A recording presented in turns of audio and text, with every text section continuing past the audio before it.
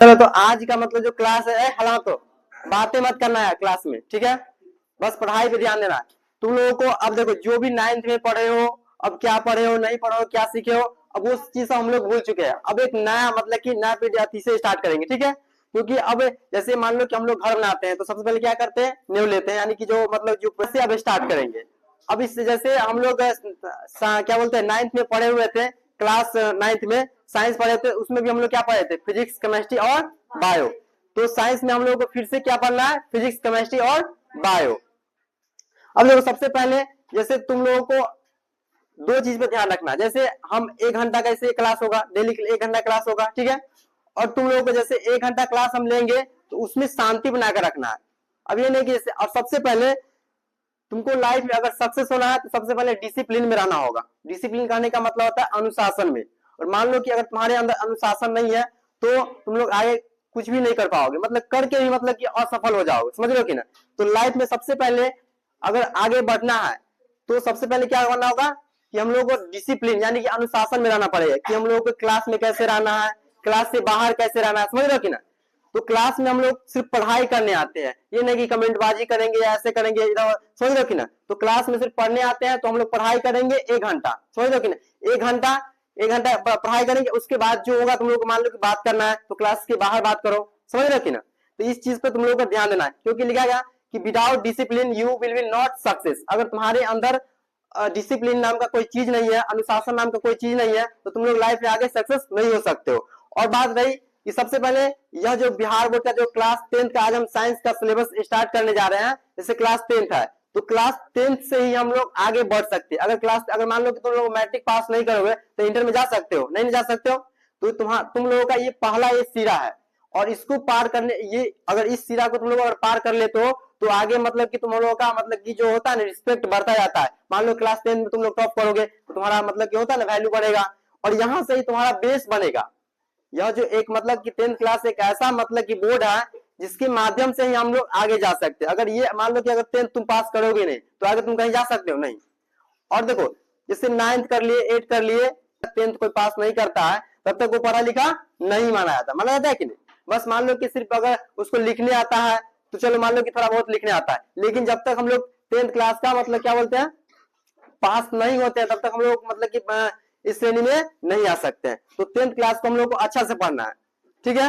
अब देखो जैसे मान लो कि तुम लोग 9th में पढ़े हो, 1 साल कंटिन्यूअस पढ़े हो कि नहीं, 1 साल 9th में पढ़े हो। अब 1 साल तुम लोगों को और देना है। 1 साल अगर तुम लोग आराम से मतलब पढ़ लिए पूरा एकदम एक समान में, ये नहीं कि आज पढ़े कल नहीं पढ़े, समझ रहे हो कि ना। कंटिन्यूअस रहना है कि हम लोगों को क्या करना है आगे। अगर मतलब कि आगे बोर्ड में अगर अच्छा करना चाहते हो तो तुम लोग को कंटिन्यूअस भी पढ़ना पड़ेगा, मतलब कि एक समान हमेशा हमेशा जो भी हम होमवर्क देते हैं वो याद करना पड़ेगा। हम क्या पढ़ाते हैं उस चीज पर ध्यान देना पड़ेगा। हम क्लास में क्या लेक्चर मतलब कि बताते हैं तुम लोगों को उस सब भी ध्यान देना पड़ेगा, समझ रहे हो कि ना।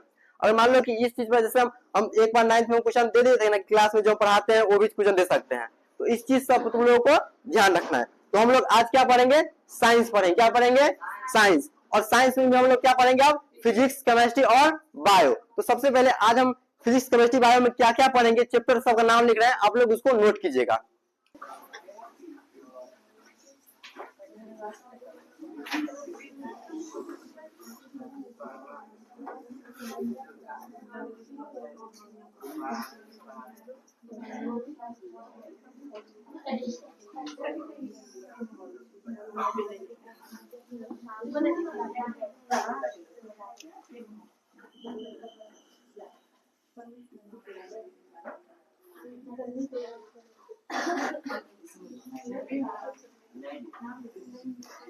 अब देखिए जैसे फिजिक्स में हम लोगों को निर्जीव चीज के बारे में पढ़ना। क्या पढ़ना है यहाँ पे, निर्जीव।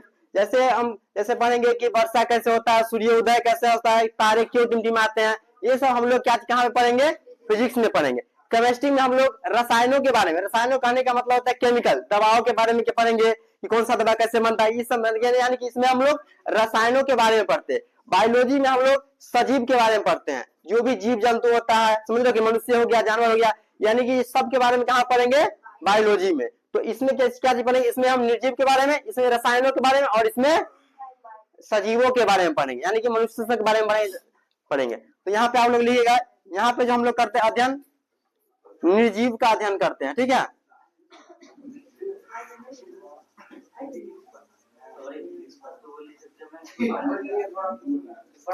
हल्ला मत करो, अभी आज का इंट्रोडक्शन क्लास आप लोग इसको नोट कीजिएगा ताकि आप लोग को पता लगे कि हम लोग को आगे कैसे पढ़ना है, समझ रहे हो कि ना, इसलिए हम ये लिखा रहे हैं।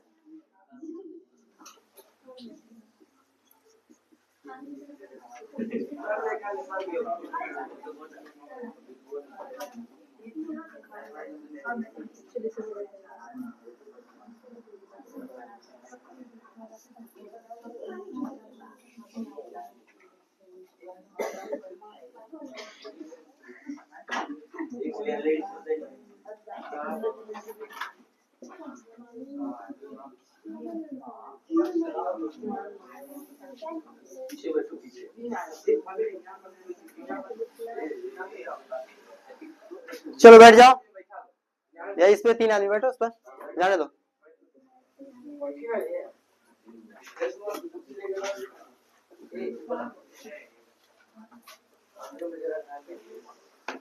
नीचे का दिखेगा ना, चलो अब फिजिक्स में हम लोगों को क्या क्या कौन सा चैप्टर, फिजिक्स में हम लोगों को 6 यानी कि 7 चैप्टर पढ़ना है। कितना पढ़ना है? 7। लेकिन एक चैप्टर जो प्रायोगिकी होता है उसमें मतलब हम लोग को पढ़ना रहता है, उसमें सिर्फ हम लोग को स्टडी करना आता है कि हम लोग क्या पढ़े हैं नहीं पढ़े हैं उस सब के बारे में पढ़ना आता है। लेकिन हम लोग को मेनली कितना पढ़ना पड़ेगा? 6 चैप्टर पढ़ना पड़ेगा। 6 इसमें पढ़ना पड़े, मान ली कि इसमें टोटल चैप्टर इसमें कितना है? 7 है, और इसमें भी कितना है? 7, और इसमें आता है 9 चैप्टर हो जाता है। कितना आता है? 9। लेकिन हम लोग पढ़ेंगे इसमें मेनली कितना? 6 ही पढ़ेंगे। कितना पढ़ेंगे? इसमें भी कितना पढ़ेंगे? 6 पढ़ेंगे, और इसमें भी कितना पढ़े, इसमें मतलब कि एक छोड़ देंगे तो कितना हो जाएगा? 8 इसमें पढ़ेंगे। अब देखो सबसे पहले क्या होता है, जैसे इस फिजिक्स से तुम लोगों को जो एग्जाम में पूछा जाता है, यहाँ से टोटल 28 नंबर का क्वेश्चन पूछा जाता है। कितना पूछा जाता है? 28। अब कौन से कौन चैप्टर से कितना पूछा जाता है वो मतलब कि इसमें डिपेंड नहीं होता है। मतलब कि ये होता है बिहार बोर्ड में क्या होता है, कभी कभी प्रकाश के परावर्तन से तुमको 10 नंबर से पूछ देगा, कभी प्रकाश के आवर्तन से पूछ देगा, समझ रहे कि ना, मानव नृत्य से पूछ देगा, कभी विद्युत धारा से पूछ दिया जाता है। तो इसमें कोई मतलब की लिमिट नहीं है कि कौन चैप्टर से कैसे पूछा जाता है। लेकिन फिजिक्स से कितना पूछा जाता है? 28 नंबर का। फिर 26 नंबर का पूछा जाता है केमिस्ट्री से, ठीक है। फिर 26 नंबर से क्या कितना 26 नंबर कहां से पूछा जाता है? बायोलॉजी से। यानी कि टोटल मिलाया कितना हो जाएगा? 26 52 और 28 कितना हो जाएगा? 90 हो जाता रे, 80 होगा। कितना होगा? 80, ठीक है, जोड़ लेना कोई दिक्कत नहीं। और 20 नंबर क्या होता है? प्रैक्टिकल होता है, जो तुम लोगों को स्कूल से मिलता है। अब देखो जैसे हम लोग साइंस पढ़ेंगे तो साइंस यहाँ पे पढ़ने का मतलब होता है कि तुम लोगों को दिमाग, यानी कि जब तुम लोग नोट्स बनाओगे, तुम लोग अब एक नोट मतलब कि कॉपी खरीद लेना, इतना मोटा होगा, ठीक है, कम से कम इतना मोटा कॉपी खरीद लेना।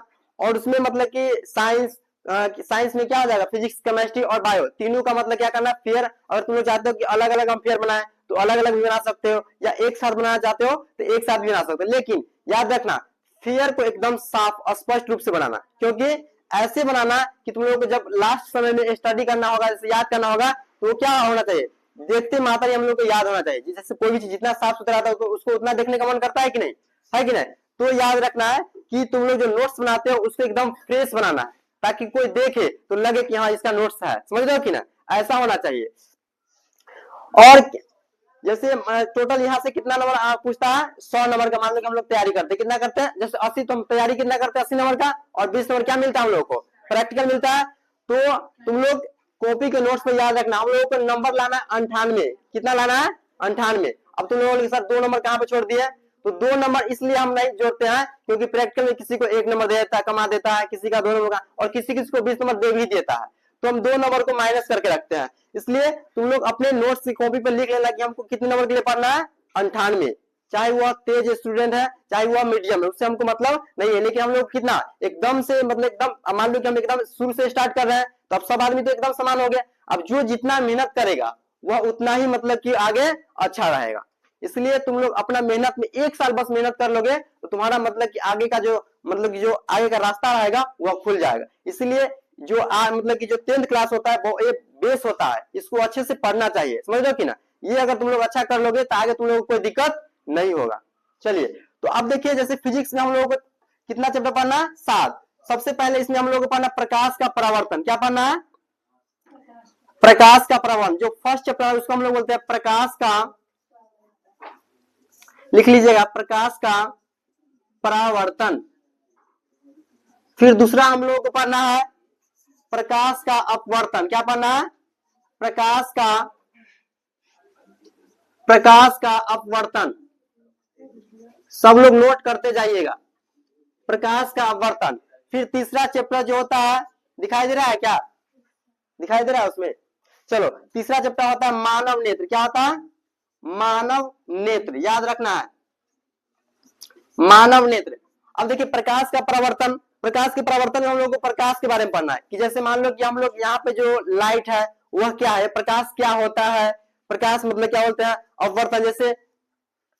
जैसे मान लो कि अब ये प्रकाश आ रहा है, लाइट मतलब कि बोर्ड से रिफ्लेक्ट होकर फिर मतलब कि हमारे रूम में मतलब फैल जाता होता है कि नहीं, तो प्रकाश के रिफ्लेक्शन के बारे में पढ़ना है। इसलिए प्रकाश का परावर्तन, अपवर्तन जो होता है यानी कि जैसे तारे क्यों टिमटिमाते हैं, समझ लो दिन रात क्यों होते हैं, इस सब के बारे में पढ़ना। तो फिजिक्स जो सबसे पहले जो फिजिक्स हम लोग पढ़ेंगे, तो फिजिक्स में प्राकृतिक घटनाओं के बारे में अध्ययन करते हैं। क्या चीज के बारे में करते हैं, जो प्रकृति में जो घटना होता है, जैसे दिन और रात कैसे होता है, सूर्य उदय कैसे होता है, वायुमंडलीय से तारा क्यों टिमटिमाते हैं, समझ रहे हो कि ना। तो इस सब के बारे में हम कहाँ पढ़ेंगे, फिजिक्स में पढ़ेंगे। क्या पढ़े, कहाँ पढ़ेंगे, फिजिक्स में। तो आप लोग नोट करते रहेगा। तीसरा क्या हो जाएगा, मानव ने। चौथा आप लोग याद रखिएगा, चौथा याद रखिएगा विद्युत धारा। क्या होता है, विद्युत धारा। अब विद्युत धारा क्या होता है, विद्युत धारा में हम लोग पढ़ेंगे विद्युत के बारे में, करंट के बारे में। क्या पढ़ेंगे, करंट के बारे में। जो करंट होता है क्या है, करंट मतलब कि जो करंट के बारे में हम लोग मतलब पढ़ेंगे, वो सब किस चैप्टर में पढ़ेंगे, विद्युत धारा में। तो कितना हो गया, 4 हो गया। नीचे का दिखा देगा, नहीं देगा, चलो तो यहाँ तक आप लोग इसमें नोट कीजिएगा। फिर आप लोग 5वां चैप्टर फिजिक्स में नोट कीजिएगा। 5वां होता है विद्युत धारा का चुंबकीय प्रभाव। क्या होता है, विद्युत धारा का चुंबकीय प्रभाव, याद रखना है,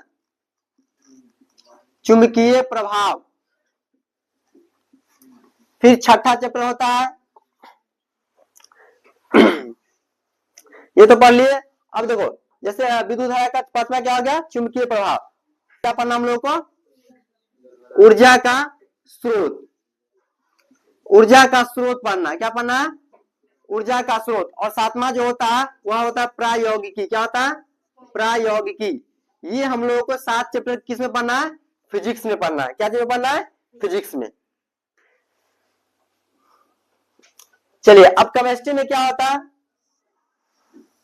केमिस्ट्री में कौन कौन सा पढ़ना है से देख लेते हैं। तो केमिस्ट्री में फर्स्ट चैप्टर हम लोग को पढ़ना है रासायनिक अभिक्रिया और समीकरण। क्या पढ़ना है, रासायनिक अभिक्रिया और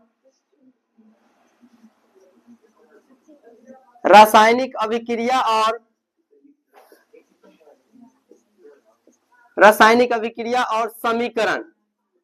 फर्स्ट चैप्टर हम लोग पढ़ना यही, रासायनिक अभिक्रिया और समीकरण। दूसरा हम लोगों को पढ़ना है अम्ल भस्म और क्षार। क्या पढ़ना है, अम्ल भस्म और लवण, ठीक है। फिर तीसरा हम लोगों को पढ़ना है धातु और अधातु, धातु और अधातु के बारे में पढ़ना, धातु और अधातु के बारे में पढ़ना, ठीक है। और चौथा हम लोग पढ़ना है कार्बन, यानी कि कार्बन तथा इसके यौगिक, कार्बन तथा इसके यौगिक, इसके यौगिक, याद रखना, कार्बन तथा इसके यौगिक। तो ये 4 चैप्टर अभी तक। अब 2 चैप्टर हो गया। तो केमिस्ट्री में हम लोग क्या पढ़ना है, रासायनिक, पहला चैप्टर रासायनिक अभिक्रिया और समीकरण। जैसे रासायनिक अभिक्रिया, जैसे मान लो कि हम लोग कार्बन की अभिक्रिया कराएंगे ऑक्सीजन से, तो क्या बनता है, कार्बन डाइऑक्साइड बनता है। तो इस सब के बारे में हम लोग रासायनिक अभिक्रिया पढ़ेंगे। अम्ल भस्म, यानी कि क्या बोलते हैं कि जैसे नींबू में कौन सा अम्ल पाया जाता है, समझ रहे कि ना, इस संतरा में, इस सब के बारे में हम लोग अम्ल भस्म में पढ़ेंगे। उसी प्रकार से पहला हो जाएगा रासायनिक अभिक्रिया और समीकरण, दूसरा अम्ल भस्म और लवण, दूसरा, तीसरा क्या हो जाएगा, धातु और अधातु, और चौथा क्या हो जाएगा, कार्बन तथा इसके यौगिक। जल्दी से आप लोग इसको नोट कीजिए।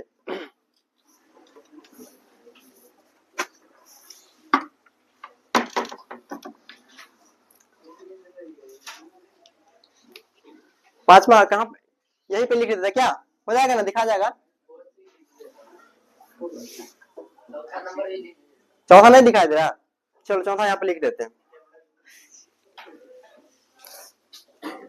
नोट कर लीजिएगा चौथा नंबर, कार्बन तथा इसके यौगिक,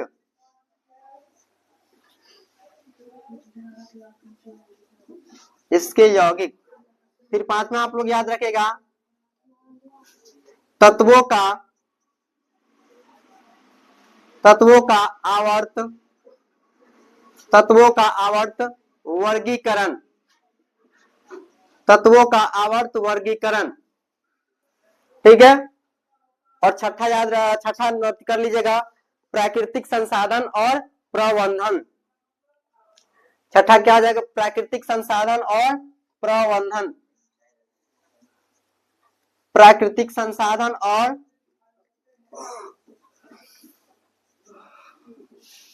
प्राकृतिक संसाधन और प्रबंधन, प्रबंधन। और सातवां क्या आ जाएगा, प्रायौगिकी, जो कि हम लोग फिजिक्स में भी लिख चुके हैं, क्या आ जाएगा प्रायौगिकी, ठीक है। चलिए, तो यह हो जाएगा फिजिक्स में, और यह क्या हो जाएगा केमिस्ट्री में। तो हम बताएं कि फिजिक्स में भी हम लोगों को 7 चैप्टर पढ़ना है और केमिस्ट्री में कितना पढ़ना है, 7 पढ़ना है। लेकिन मेनली हम लोगों को कितना पढ़ना है, 6 ही पढ़ना है। क्या पढ़ना है, 6, क्योंकि जो प्रायौगिकी होता है उसमें हम लोग बस जो भी पढ़े लिखे, मतलब जो भी पढ़े होते हैं जितना चैप्टर, उस सब के बारे में अध्ययन किया जाता है। अब देखिए यहाँ से भी हम लोगों को मेनली फिजिक्स में कौन कौन चैप्टर पर ज्यादा ध्यान देना है, जैसे प्रकाश के परावर्तन और अपवर्तन है, प्रकाश का परावर्तन और अपवर्तन, इसको हम लोग मेन यानी कि पहला, इसको सबसे पहला प्रथम श्रेणी में रखेंगे कि इस दोनों को हम लोग को अच्छा से पढ़ना है। फिर दूसरा में आता है विद्युत धारा, क्या आता है विद्युत धारा। तीसरा में हो जाएगा मानव नेत्र, और उसके बाद जो हो जाएगा चौथा क्या आ जाएगा ये, और पांचवा क्या आ जाएगा ऊर्जा का स्रोत। यह जो 5 चैप्टर है वहीं से क्वेश्चन एग्जाम में ज्यादातर पूछा जाता है। तो इस सब को आप लोग नोट मतलब कि टिक कर लीजिएगा कि हम लोगों को मेनली जो मतलब कि जो अच्छा से पढ़ना है क्या, प्रकाश के परावर्तन और अपवर्तन, यानी कि उसको हम लोग अच्छा से स्टडी करेंगे ताकि हम लोग का बोर्ड का जो लेवल का जो तैयारी होता है वो अच्छे से हो सके, क्योंकि यहाँ से डायरेक्टली आप लोगों को एग्जाम में क्वेश्चन पूछा जाता है। और कौन कौन क्वेश्चन कैसे पूछा जाता है वो हम जब लिखाएंगे तो बताते जाएंगे कि आप लोग उसको टिक कर लीजिए, उसको आप लोगों को याद करना है, क्योंकि एग्जाम में वो क्वेश्चन आ सकता है, ठीक है। चलिए अब बायोलॉजी की बात आती है।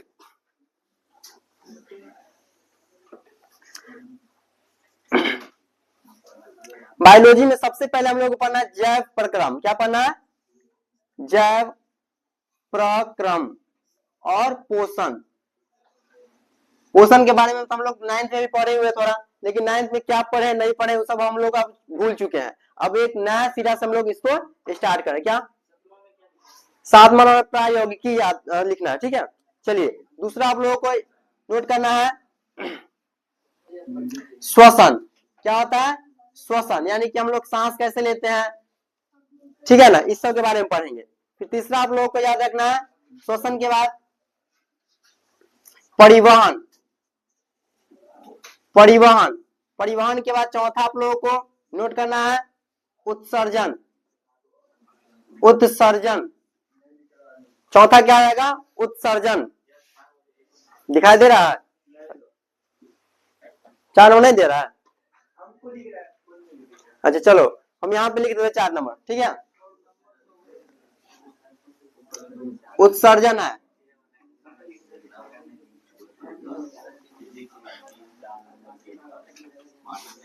चलो ये हल्ला मत करो। अब देखो 5वां जो होता है, जैसे 5वां जनन पढ़ना है। छठा आप लोगों को अनुवांशिकता, अनुवांशिकता और अनुवांशिकता और जैव विकास, कोई दिक्कत नहीं है। फिर उसके बाद 7वां आप लोगों को पढ़ना है क्या, नियंत्रण और समन्वय, नियंत्रण और समन्वय, समन्वय।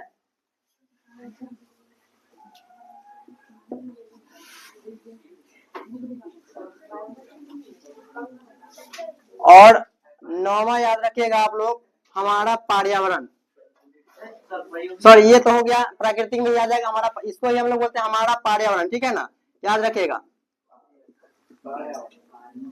और 9वां हो जाएगा प्रायोगिकी। सब में प्रायोगिकी पढ़ना ही है।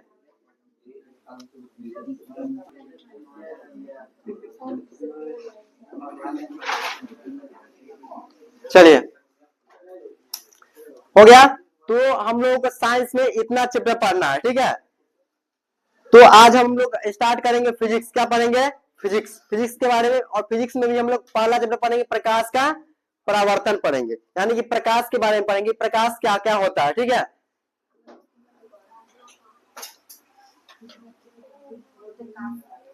हो गया, नोट कर लिए?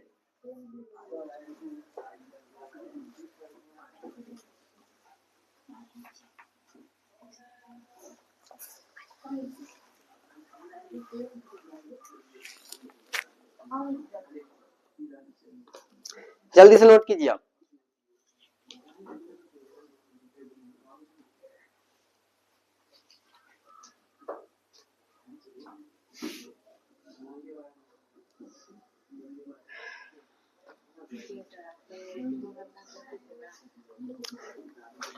हो गया, मिटाए इसको अब, जल्दी नोट कीजिए, जल्दी।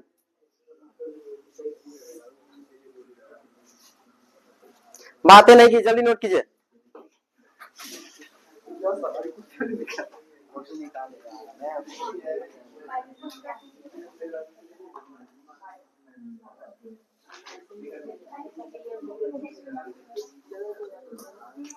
हो गया,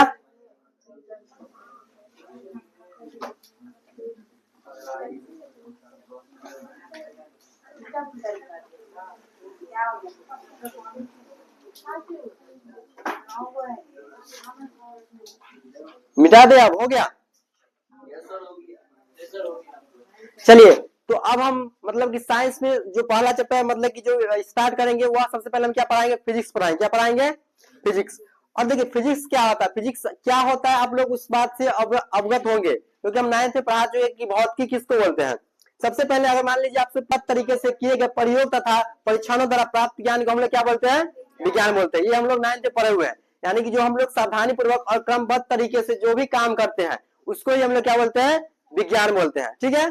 और विज्ञान में हम लोग भौतिकी, जैसे हम बताए थे कि भौतिकी, तो भौतिकी क्या होता है? भौतिकी विज्ञान की वह शाखा है जिसमें हम लोग प्राकृतिक घटनाओं में घट रही घटनाओं के मतलब कि अध्ययन करते हैं। क्या पढ़ते हैं?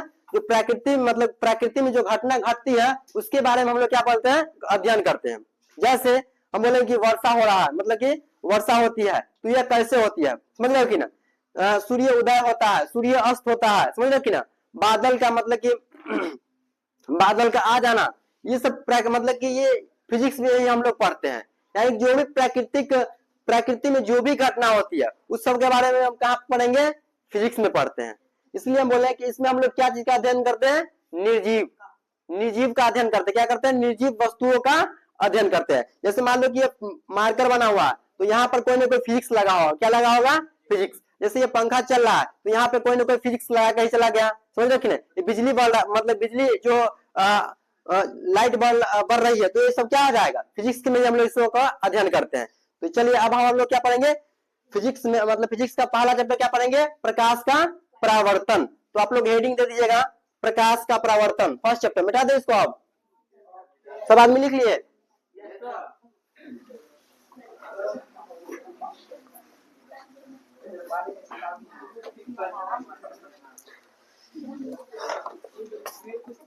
हल्ला नहीं कीजिएगा।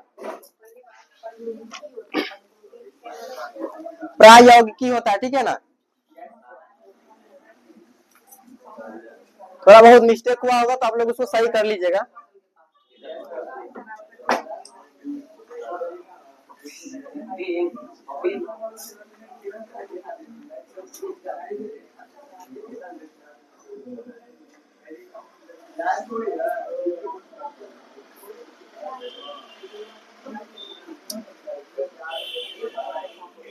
चलिए, तो अब देखिए सबसे पहले हम लोग पढ़ेंगे प्रकाश का पहला चैप्टर है, या किस चीज में आएगा? फिजिक्स में। क्या पाएगा? भौतिकी में पढ़ेंगे। तो क्या भौतिकी का डिफिनेशन लिखवा दे क्या? भौतिकी विज्ञान क्या है वो सब तो हम लोग बता चुके हैं, 9th में बताए हुए हैं। कि पहले आप समझ लीजिए कि भौतिक विज्ञान जो होती है, विज्ञान की वह शाखा होती है जिसके अंतर्गत हम लोग क्या करते हैं? प्राकृतिक घटनाओं के बारे में अध्ययन करते हैं, उसी को हम लोग क्या बोलते हैं? भौतिकी विज्ञान। अब भौतिकी विज्ञान का जनक क्या होता है? तो भौतिकी विज्ञान का जनक आप लोग देखिए, उसका जो जय है तो भौतिकी विज्ञान के में मतलब कि बहुत सारे मतलब साइंटिस्ट, 3-4 गो साइंटिस्ट है जो मतलब जिसका योगदान है। सबसे पहले तो न्यूटन का है, क्या है? न्यूटन। और सबसे मतलब जो बोले कि भौतिक विज्ञान का जनक किसे कहते हैं, तो आप लोग याद रखिएगा गैलीलियो गैलीली को। क्या याद रखिएगा? गैलीलियो गैलीली को याद रखिएगा। भौतिक विज्ञान का जो जनक कहा था गैलीलियो गैलीली, याद रखिएगा, गैलीलियो गैलीली, यह भौतिक विज्ञान का जनक इसे कहा था। लेकिन हम इसी को नहीं बोलेंगे क्योंकि इसमें जैसे फर्स्ट में ये आएगा, दूसरा में क्या जाएगा? न्यूटन, याद रखिएगा, दूसरा में क्या आ जाएगा? न्यूटन। तो हम लोग उतना ये सब मतलब के न्यूटन, ठीक है। अब ये तीसरा में आता है अल्बर्ट आइंस्टीन, मतलब जो आइंस्टीन थे, अल्बर्ट आइंस्टाइन जो थे, वो भी मतलब कि उनका भी मतलब क्या बहुत मतलब की योगदान है, तो वो भी कर सकते हैं। तो आप लोग इसको ये सब मतलब ये सब एग्जाम में पूछा नहीं जाता, लेकिन नॉलेज के लिए हम लोग पढ़ना है कि जो कोई मान लो कि आप फिजिक्स पढ़ रहे हो, कोई पूछ दिया कि फिजिक्स का मतलब बताओ जनक किसे है, तो हम लोग बोलेंगे क्या? न्यूटन है, गैलीलियो, सबका योगदान है। तो हम लोग एक ही साइंटिस्ट को हम लोग नहीं कर सकते कि वो वही फिजिक्स का मतलब कि अध्ययन किया है, ठीक है ना। चलिए, तो पहला लिखिए प्रकाश के परावर्तन।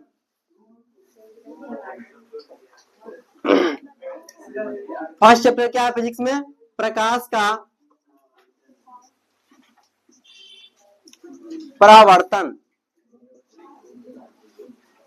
इसको हम लोग बोलते हैं रिफ्लेक्शन ऑफ लाइट बोलते हैं। क्या बोलते हैं? Reflection of light. अब देखिए, सबसे पहले इसमें हम लोगों को पढ़ना है प्रकाश के बारे में। क्या पढ़ना है? प्रकाश। ये प्रकाश होता क्या है, इसको आप लोग समझिएगा। प्रकाश किसे कहते हैं?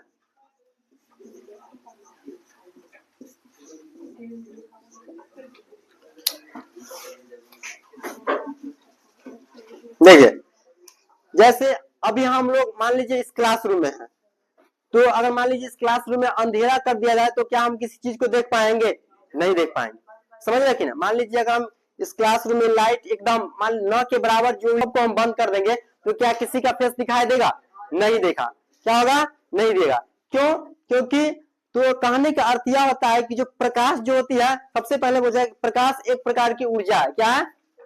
एग्जाम में पूछा है, तो आप लोग याद रखिए, प्रकाश एक प्रकार की क्या है? ऊर्जा है, ठीक है। और यह एक चुंबकीय तरंग है। क्या है?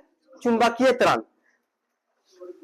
प्रकाश एक प्रकार की ऊर्जा हमने बता दी है। जैसे प्रकाश एक प्रकार की ऐसी ऊर्जा है जिसकी उपस्थिति में हम किसी वस्तु को देखते हैं। अगर प्रकाश नहीं होगा तो हम किसी वस्तु को नहीं देख पाएंगे, समझ रहे हैं कि नहीं।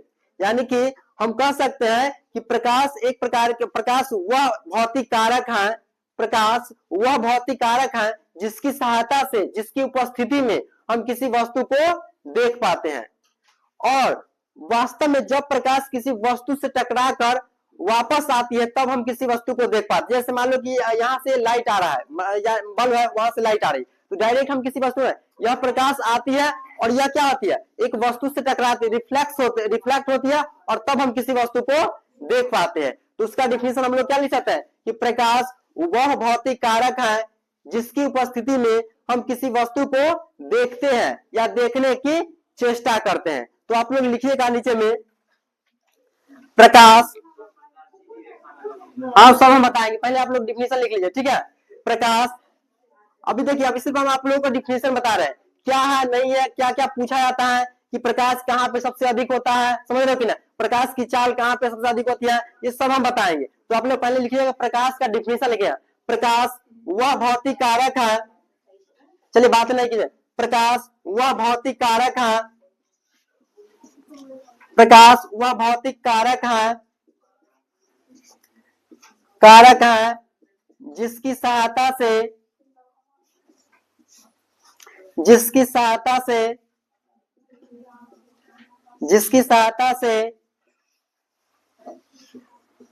हम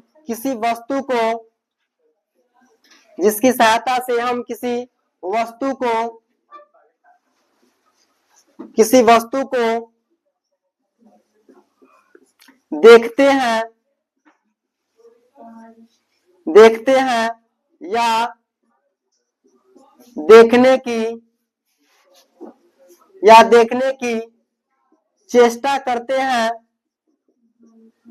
चेष्टा करते हैं,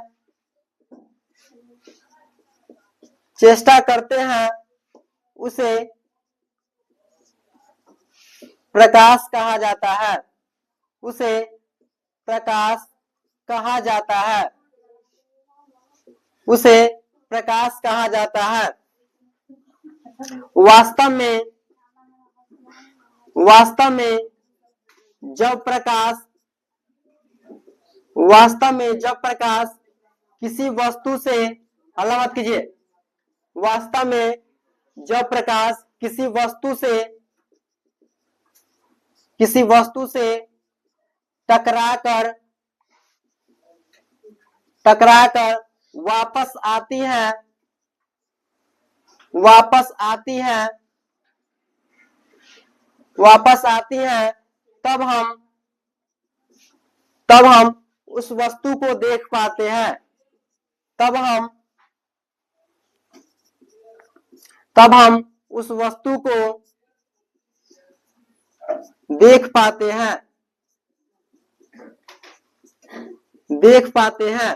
ठीक है, ये तो हो गया प्रकाश का डिफिनीशन। अब देखिए यहां से क्या क्या पॉइंट याद रखना है आप लोगों को, ये आप लोग पहले इसको नोट कर लीजिए। वस्तु को देख पाते हैं, वस्तु को देख पाते हैं। ठीक है, यानी कि अगर उससे एग्जाम में डिफिनीशन पूछा जाए कि प्रकाश होता क्या है, तो क्या बोलेंगे, प्रकाश, मान लीजिए हम क्या पढ़े, कहां पे पढ़े, भौतिकी में पढ़ रहे हैं, तो क्या लिखे हैं, प्रकाश वह भौतिकी कारक, यानी जो फिजिक्स में पढ़ रहे हैं तो वह भौतिकी कारक है जिसकी सहायता से हम किसी वस्तु को देखते हैं, या जिसकी उपस्थिति में भी कह सकते हैं, लेकिन जिसकी सहायता से हम किसी वस्तु को देखते हैं या देखने की चेष्टा करते हैं, उसे क्या बोलते हैं हम लोग, प्रकाश कहते हैं। और वास्तव में जब प्रकाश किसी वस्तु से टकराकर वापस आती है तभी हम किसी वस्तु को देख पाते हैं। ठीक है, अब यहां से आप लोग पूछा कि प्रकाश किस रेखा में गमन करती है। अब देखिए जैसे किस रेखा में गमन करती है, इस बात को आप लोग समझिएगा। जैसे मान लीजिए यह कोई टॉर्च है, ठीक है,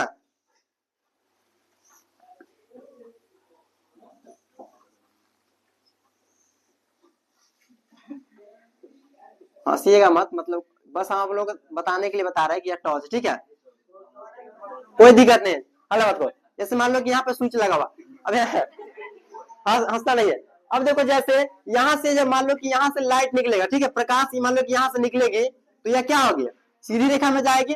जैसे थोड़ी देखो, जैसे प्रकाश निकलेगी तो यह इसी रेखा में जाएगी, है कि नहीं। तो इसीलिए वो आता है कि जो प्रकाश होती है वह क्या होती है, सीधी रेखा में गमन करती है। वो हमेशा क्या करेगी, सीधी रेखा में, न कि मान लो कि प्रकाश यहाँ से निकला ऐसे ऐसे थोड़ी जाएगी, ऐसे तो नहीं जाएगी। तो प्रकाश जो होती है वह किस रेखा में गमन करती है, सीधी रेखा। तो वहां पे नीचे आप लोग लिखिएगा प्रकाश, हाँ उसी में पॉइंट देकर स्टार देकर लिखिएगा नीचे में ऐसे करके, इसमें बहुत पॉइंट अभी लिखाना है। प्रकाश, प्रकाश सीधी रेखा में, पॉइंट देकर लिखिएगा, प्रकाश सीधी रेखा में, प्रकाश सीधी रेखा में गमन करती है। यह क्वेश्चन आप लोगों से एग्जाम में पूछा जाएगा ऑब्जेक्टिव के रूप में, तो याद रखेगा, प्रकाश सीधी रेखा में गमन करती है। हाँ मतलब कि पॉइंट देकर लिखो ना, स्टार, जैसे 1 2 नहीं लिखना है, स्टार देकर लिखना है। चलिए यह पहला पॉइंट हो गया, ये चीज आप लोग याद रखेगा। अब दूसरा बात क्या पूछता है समझिए, जैसे अब पूछा कि प्रकाश की जो चाल अधिकतम कहाँ पे होती है, तो आप लोग याद रखिएगा प्रकाश की जो चाल अधिकतम होती है निर्वात में होती है। कहाँ होती है, निर्वात। अब बोलिएगा कि निर्वात क्या होता है, तो निर्वात एक ऐसी जगह जहाँ पे वायु का कोई स्थान नहीं होता है। जैसे मान लो कि हमारी पृथ्वी पे है, यहाँ पे वायु है कि नहीं, समझ रहे हो कि नहीं। लेकिन मान लो कि तुम लोग को चंद्रमा पर भेज दिया जाए तो वहां पे ऑक्सीजन है नहीं ना, समझ रहे हो कि ना।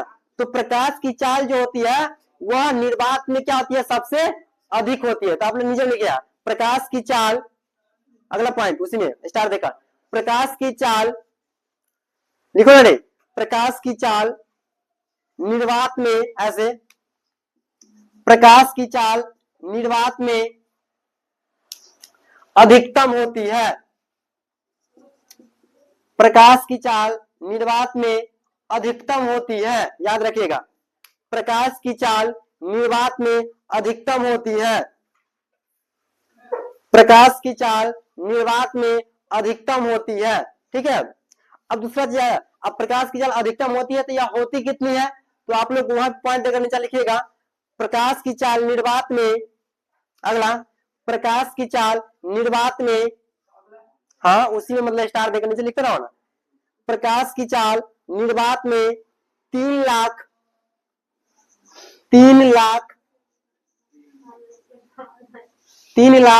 किलोमीटर पर सेकेंड होती है, 3 लाख किलोमीटर पर सेकेंड होती है। इसको मीटर पर सेकेंड में बदलेंगे तो हो जाएगा 3 × 10⁸ मीटर पर सेकेंड, ठीक है, याद रखिएगा।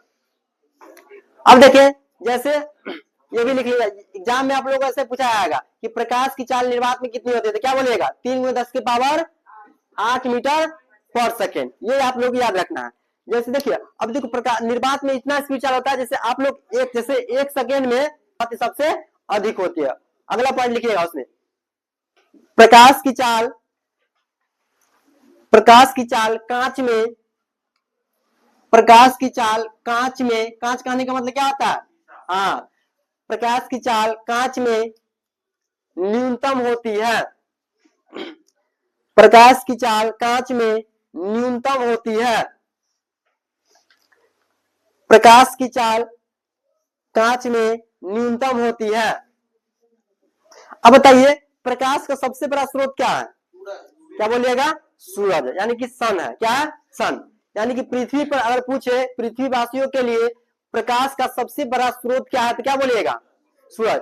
अब देखिए प्रकाश सूरज से पृथ्वी तक प्रकाश आने में 8 मिनट 20 सेकंड लगता है, कितना, 8 मिनट 20 सेकंड लगता है, याद रखिएगा आप लोग। अगर आप लोगों से एग्जाम में पूछ दिया जाए तो आप लोग इस दोनों पॉइंट को पॉइंट कीजिए, वहां पे लिखिएगा, क्या हम बोला था अभी थोड़ा देर पहले, हाँ लिखिए तो पहला पॉइंट इसमें, प्रकाश का,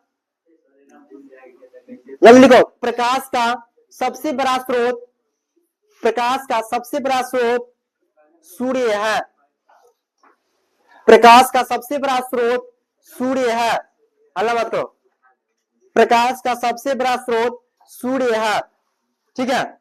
अगला पॉइंट देखिए, इसे याद करना है नहीं, ये सब याद ही आप लोगों को हो गया होगा कि प्रकाश का सबसे बड़ा स्रोत है, तो आप लोग पता ही है कि सूर्य है, सूर्य से बड़ा कोई स्रोत हो सकता है नहीं, जैसे लाइट भी है, ये सब क्या है, सब नॉर्मल है, लेकिन सबसे बड़ा स्रोत क्या है, सूर्य है।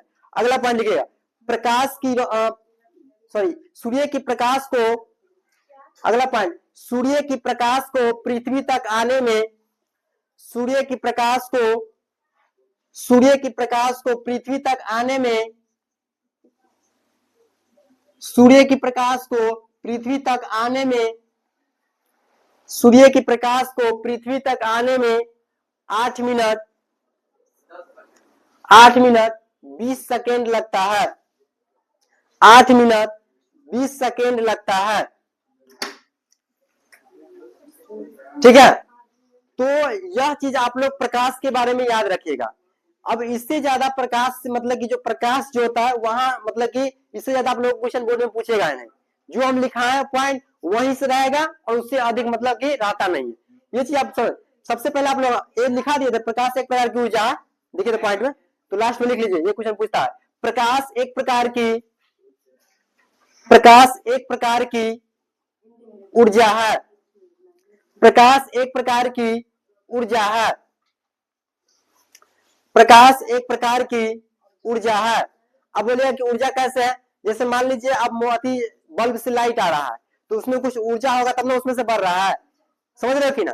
तो प्रकाश एक प्रकार की क्या है, ऊर्जा है, याद रखिएगा। ये क्वेश्चन, 2 क्वेश्चन आप लोग यहाँ से 3 भी पूछ सकता है। एक, प्रकाश की चाल अधिकतम कहाँ पे होती है, प्रकाश की चाल निर्वात में कितनी होती है, या प्रकाश की चाल किस रेखा में गमन करती है। हाँ विद्युत चुंबकीय भी लिख लीजिएगा, प्रकाश विद्युत चुंबकीय तरंग है, याद रखिएगा, प्रकाश विद्युत चुंबकीय, प्रकाश विद्युत चुंबकीय, प्रकाश विद्युत चुंबकीय तरंग है, प्रकाश विद्युत चुंबकीय तरंग है। चलिए यहां तक समझने में कोई दिक्कत नहीं हुआ आप लोगों को, यानी कि जो भी हम आज अभी पढ़ाए हैं वह सिर्फ प्रकाश के बारे में पढ़ाए कि प्रकाश होता क्या है, समझो कि ना। अब आप लोगों से कोई पूछे कि प्रकाश होता है क्या है, तो आप लोग बता सकते हैं कि नहीं, कि प्रकाश सबसे पहले क्या, एक प्रकार की ऊर्जा है। और कैसी ऊर्जा है? विद्युत तरंग। जैसे मान लो कि विद्युत तरंग होता है, समझ रहे कि ना। अब देखिए ये पूछा कि प्रकाश की चाल अधिकतम कहाँ पे होती है, तो कहाँ पे होगी? निर्वात में। कहाँ पे होगी? यहीं पे याद कर लेना आप लोगों को। अब देखिए जैसे हम पढ़ाएंगे, अब कैसे याद करना है अब वो हम पे छोड़ दीजिए, समझ रहे कि ना। अब कैसे याद करना है, जैसे मान लीजिए हम जैसे आज लिखा है, आज लिखा है तो कल नहीं सुनेंगे, लेकिन कल के बाद परसों तरसों जो भी हो हम लिखाएंगे और उसको सुनते भी जाएंगे। अब नहीं याद कीजिएगा तो मारे। अब देखिए सबसे पहले कि अब बच्चा को मारने से कोई मतलब फायदा नहीं होता, समझ रहे कि नहीं। मारेंगे वो बच्चा के पास मतलब कि अंदर में मतलब कि द्वेष भावना उत्पन्न हो जाता है कि सर ऐसे हैं वैसे है, मारते हैं, समझ रहे कि नहीं। लेकिन अब कैसे याद किया जाता है वो हम आप लोगों को बताएंगे कि कैसे याद किया जाता है, ठीक है ना। अब कैसे याद कराएंगे वो हम पे छोड़ दीजिए, बस आप लोग ईमानदारी से खाली पढ़िएगा। जो भी पढ़ाते हैं, ठीक है, जो भी पढ़ाते हैं उसको आप लोग घर पे जाकर एक बार स्टडी जरूर कर लीजिएगा, और स्टडी करने के बाद यहाँ पे क्लास में आइएगा। क्योंकि मान लीजिए आप आज पढ़ा दिए, सुनिए आया सुना है ध्यान से। जैसे मान लीजिए हम आज पढ़ा दिए तो आज पढ़ाए तो आप लोग घर पे जाकर देख लीजिएगा, तब ना अगला दिन पढ़ाएंगे जो गेम कीजिएगा, समझ रहे कि ना। तो इससे कि जो हम जो भी चीज पढ़ाएंगे उसको आप लोग अच्छा से उसको याद रखना है। चलिए अब देखिए है हालात, तो ये प्रकाश के बारे में तो हम लोग पढ़ लिए। अब आता है प्रकाश स्रोत। जैसे अब प्रकाश जो होता है, जब बताए कि ना कि पृथ्वी का सबसे बड़ा स्रोत क्या है प्रकाश का? सूर्य है। तो होता है अब आएगा कि प्रकाश स्रोत किसे कहते हैं, एग्जाम में पूछ दिया जाता है कि प्रकाश स्रोत किसे कहते हैं। तो प्रकाश स्रोत उसको कहते हैं जिससे होकर प्रकाश उत्सर्जित होता है। क्या होता है?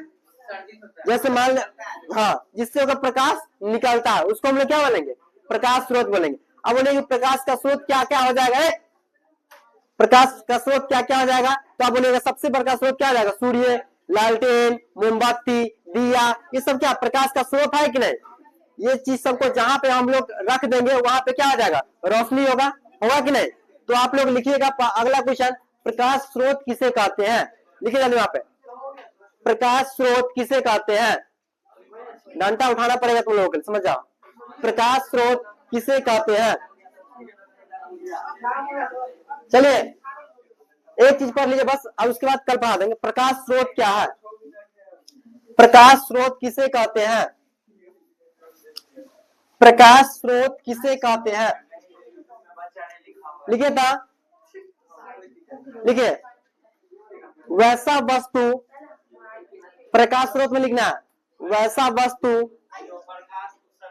हाँ लिखो वैसा वस्तु जो प्रकाश उत्सर्जित करती है, वैसा वस्तु जो प्रकाश उत्सर्जित करती